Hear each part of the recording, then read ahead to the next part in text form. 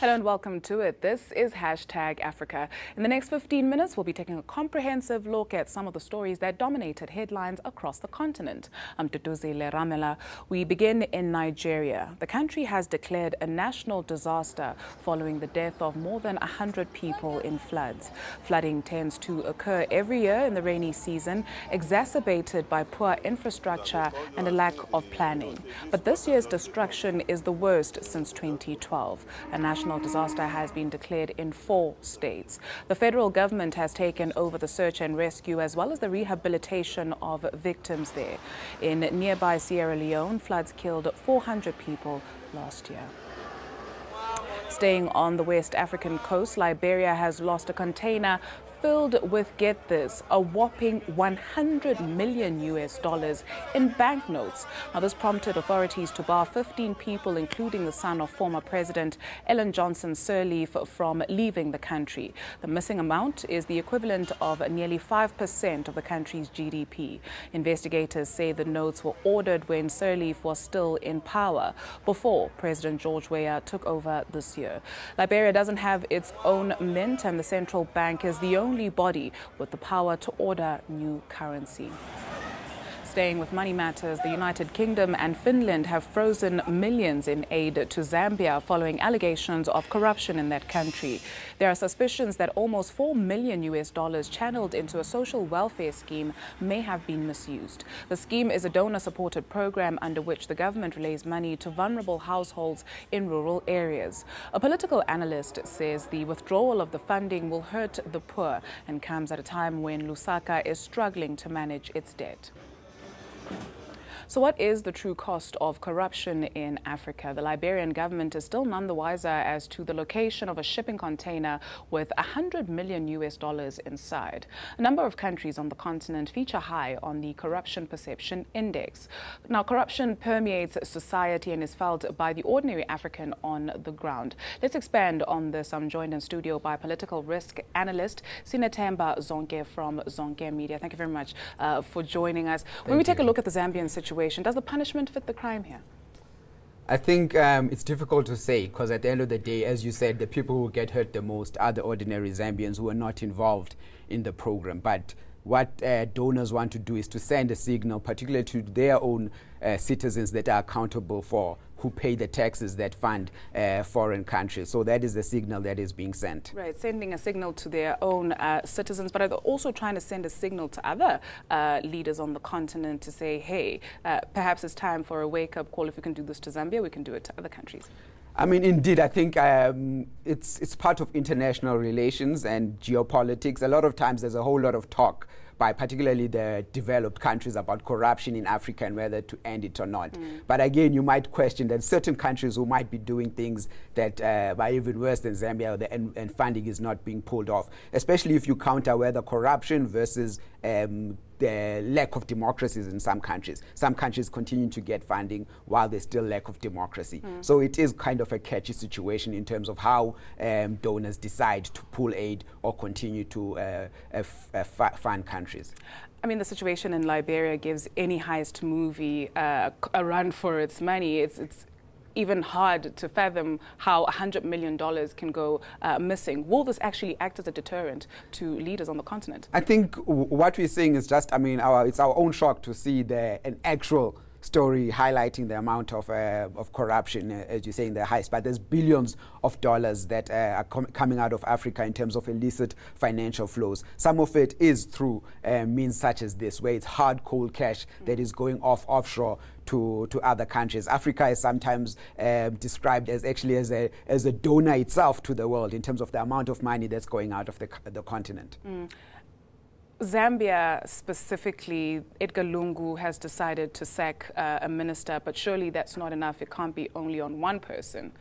Indeed, I think the president needed to show face, needed to show a strong role that he is acting on the situation. He's also asked the Secretary of Cabinet, Roland Msika, to start an investigation within the next week.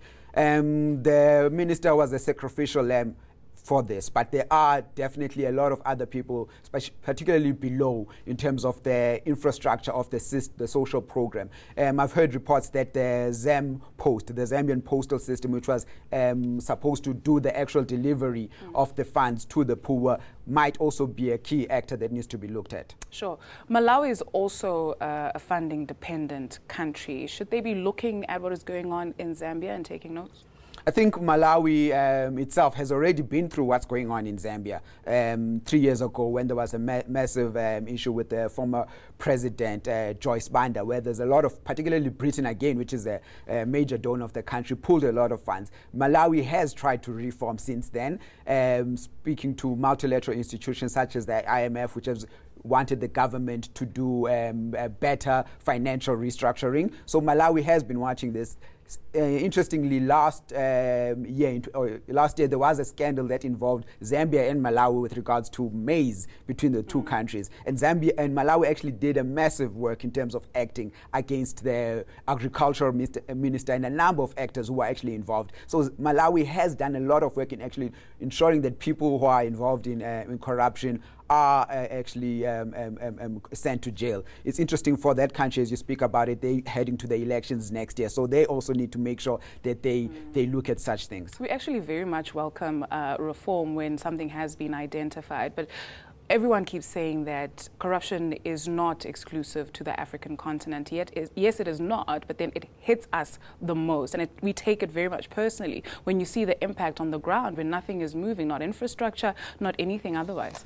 Indeed, I think that's the thing. I mean, corruption amongst less developed nations has a much wider impact. I think it really drags countries back. And it's not simply just, a lot of times, just the money itself. It's just what happens in terms of the ethos of a nation, in terms of the attitude that the people have towards a nation. As when services are not being delivered to people, a lot of times it's because of corruption, because there's no money, there's no funding to be able to make programs move forward.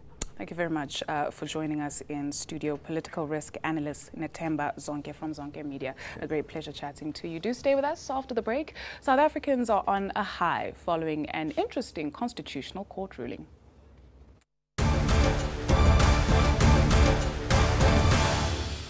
Hello again. Let's head to the Democratic Republic of Congo, where health workers are racing to curb the spread of the Ebola virus by using an experimental vaccine.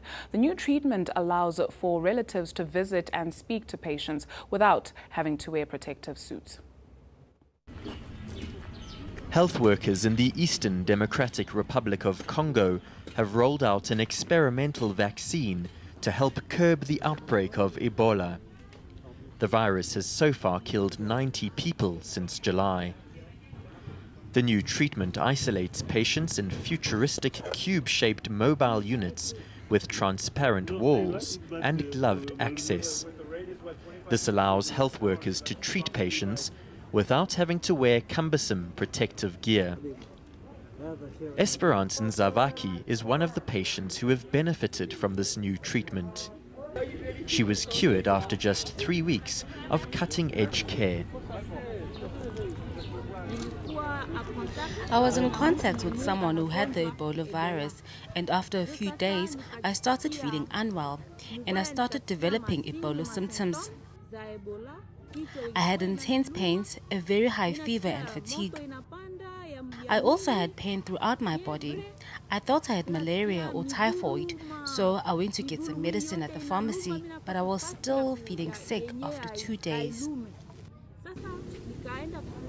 Relatives and other visitors don't have to wear protective suits to speak to patients through plastic sheeting around the cubicle. Kasereka Mundala, whose wife has been receiving treatment, praised the doctors for saving her life. She contracted the virus while washing the body of a relative who'd passed away from Ebola. It's been a week and a half since my wife has been ill and is being treated here.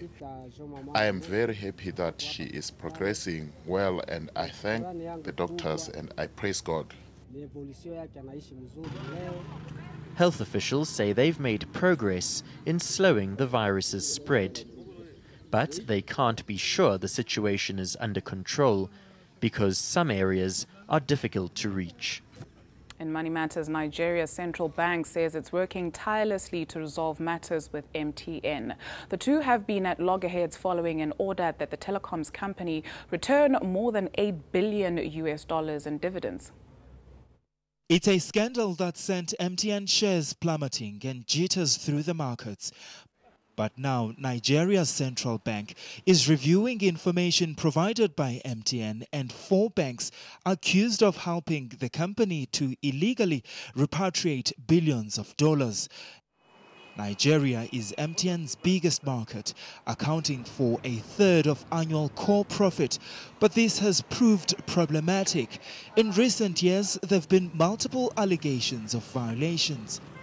The central bank hit the company with the dividends shocker, and 4 banks were fined for their role in the matter. The MTN share price fell nearly a third in Johannesburg in the days after the announcement. It's still not clear what an equitable solution would entail.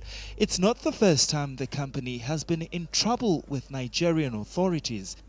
In 2015, it incurred the wrath of the Nigerian Communications Commission and was slapped with an unprecedented fine of more than 1 trillion naira. The fine was related to alleged violations the company committed on SIM card registrations. And of course, social media has been abuzz this past week. Let's take a look at some of those stories that trended. Social media users are on a high. That's after the Constitutional Court okayed the private use of marijuana in South Africa. While smoking it in your home won't get you into trouble, selling it to others remains illegal. Government has 24 months to officially write the ruling into law. Amnesty International says 400 civilians have been killed in Cameroon's 2 English-speaking regions this year. Attacks between armed separatists and security forces continue to escalate, and no one is safe. People in the regions have complained for years about being marginalized by the largely francophone government. Tensions spilled over last year after protests in the Anglophone regions turned violent. And Ugandan opposition MP and one of President Yoweri Museveni's fiercest critics, Bobi Wine, headed home this week. He was in the United States for treatment after what he called torture at the hands of Ugandan security forces. Police made it clear that only relatives would be allowed to meet and collect him from the airport. All welcome home gatherings have been banned. And that brings us to the end of this week's show. Do stay tuned to eNCA for all the latest news. Take care and goodbye.